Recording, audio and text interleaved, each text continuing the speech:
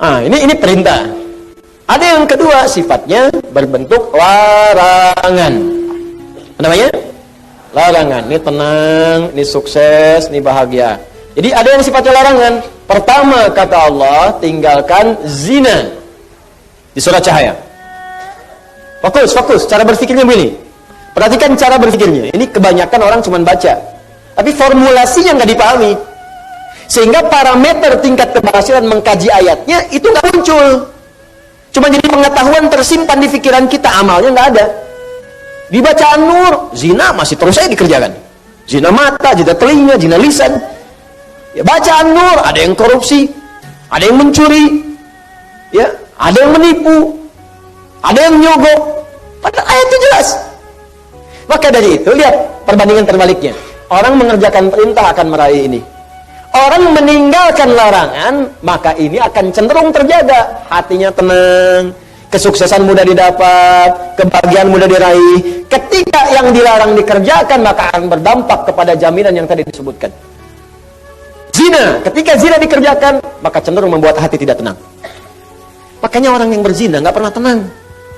Makanya zina dalam bahasa Arab, secara bahasa az-zina, zina fil lughati asy-syu'ur bid-dhiq. Makna zina secara bahasa yang pertama adalah perasaan yang sempit dalam jiwa. Zina itu bisa ditulis dengan dua cara. Begini, zai, kemudian nun, alifnya ke atas. Ini bahasa orang Najdiyin, zina. Ada bahasa orang Hijaz, zai, kemudian nun, alifnya ke bawah begini, zina. Ya. Bisa ditulis dengan dua cara. Ini alif yang tadi saya sebutkan, alif bisa begini, tegak, bisa begini, ke bawah. Az-zina fil lughati lahu ma'anin katsirah wa minha asy-syu'ur bid-dhiq. Zina secara bahasa memiliki banyak arti. Di antara makna yang paling populer, yang pertama adalah perasaan yang sempit di dalam hati. Makanya orang yang berusaha untuk berzina, awas, hati-hati, melanggar ketentuan Allah, kata Allah tinggalkan, dia kerjakan. Itu pertama akan menyebabkan hatinya terasa sempit, sering gelisah. Makanya jangankan mengerjakan yang secara istilah, benar-benar dikerjakan hubungan seksual. Baru mau muqaddimah saja, mata mau melihat gambar-gambar yang kotor, itu karena hatinya sempit, gelisah, gak mau ketahuan orang. Ya, sembunyi-sembunyi bawah meja, ya, masuk ke kamar sendirian, gak mau orang lihat. Kenapa? Karena sempit.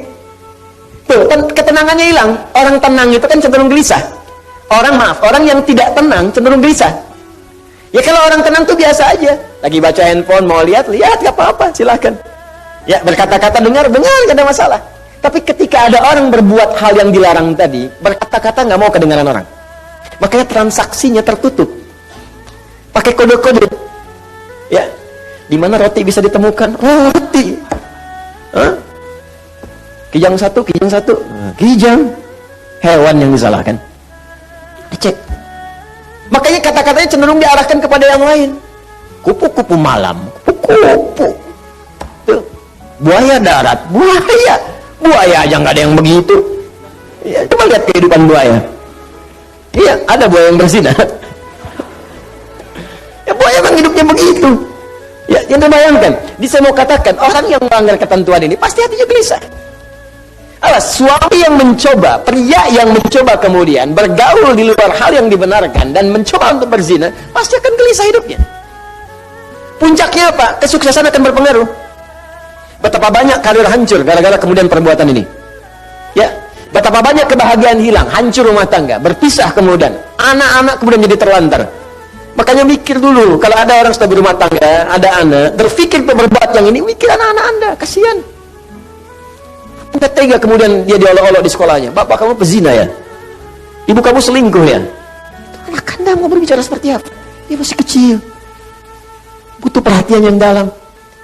Makanya orang yang berbuat hal yang seperti ini, pasti pertama akan terganggu kemudian ketenangan jiwanya.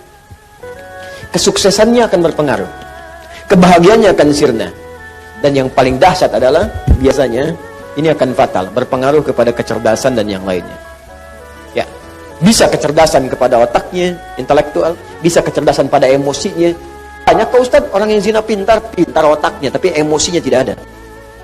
Untuk apa pintar otaknya dan emosi tidak terkendali? Banyak orang tak mampu mengendalikan emosinya sehingga kepintarannya menghasilkan mafsadat yang lebih luas lagi. Pintar bikin senjata digunakan untuk bunuh orang.